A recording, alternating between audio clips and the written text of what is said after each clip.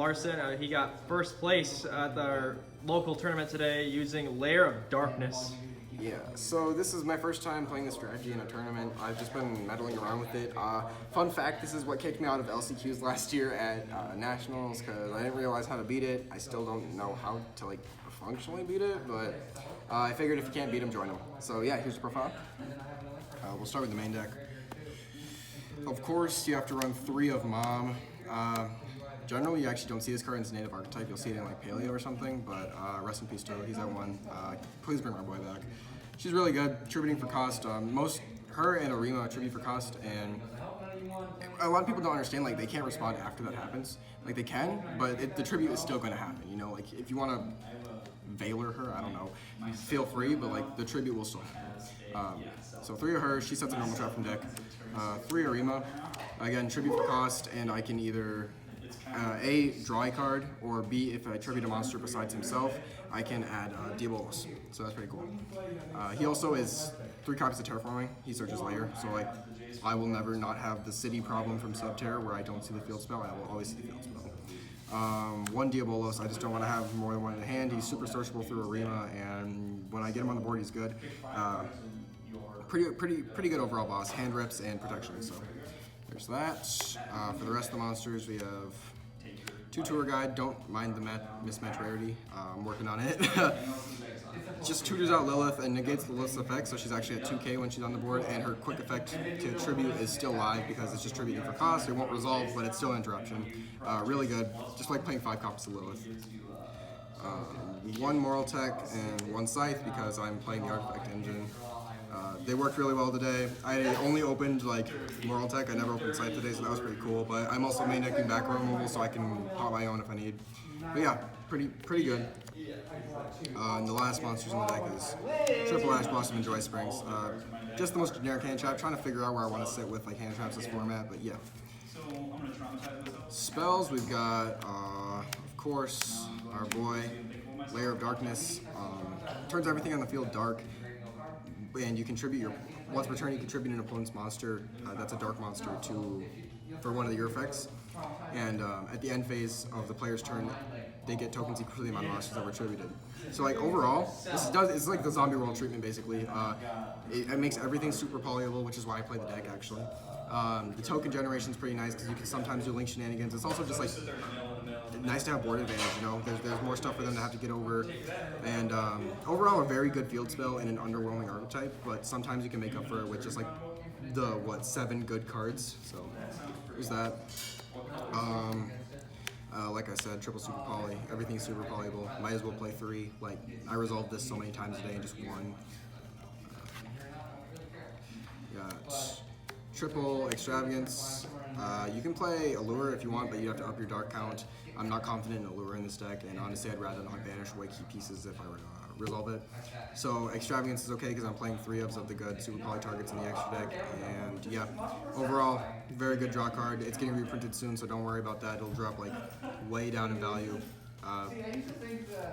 Probably MVP of the day, just because like sometimes you need a little bit more push with your opening hands to get more interruptions and such. 1 duality because I didn't want to max out. So this was weird. I played 3 extravagance, 1 duality. I didn't want it to be upstart for the 40th card in the deck because you can't upstart under extravagance, and I don't always special summon. It only happens sometimes, and this never really conflicted with my turns today. Overall, pretty good. Just a solid 1. Under the traps, 3 of everything. This grabs whatever you need. I'm not playing any counter traps in the main, so like basically if you see this, you're seeing anything. Always been like one of my favorite trap cards. Super good. Just got reprinted too. Very budget.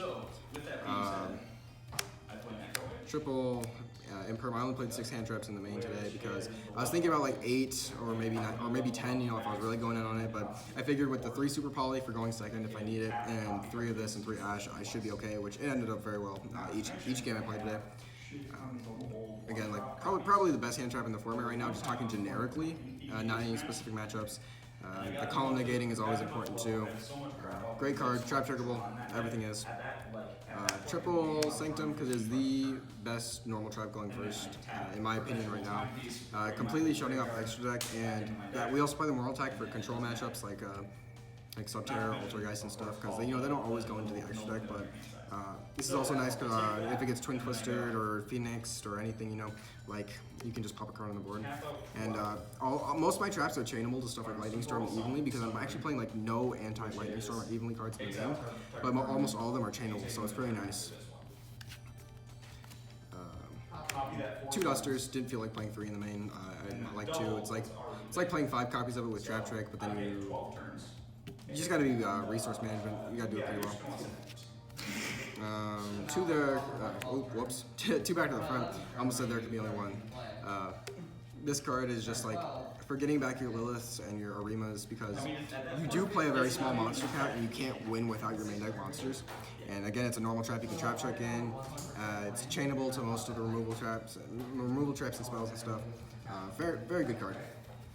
Super pleased with its performance today.